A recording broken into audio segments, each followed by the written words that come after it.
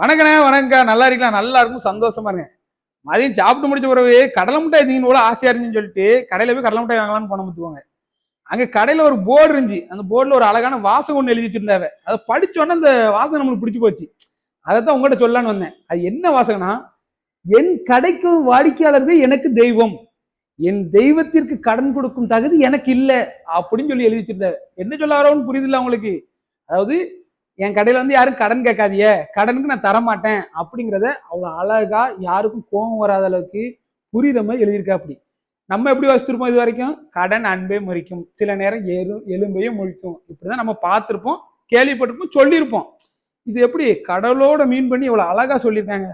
இதெல்லாம் பார்க்கும்போது நமக்கு யாருக்காட்டும் கோவம் வருமா? கோவம் வராது. அதனால என்ன சொல்ல வரேன்னா, யாருக்காட்டும் ஏதாட்டும் ஒரு விஷயம் சொல்றோமா, அட்வைஸ் பண்றோமா, அவங்க கோவமும் படாத அளவுக்கு, அவங்க வெறுப்பும் ஆகாத அளவுக்கு தெளிவா எதை சொன்னா எப்படி இருக்குன்னு சொல்லி புரிஞ்சு யோசிச்சு சொல்ல கத்துக்கோங்க.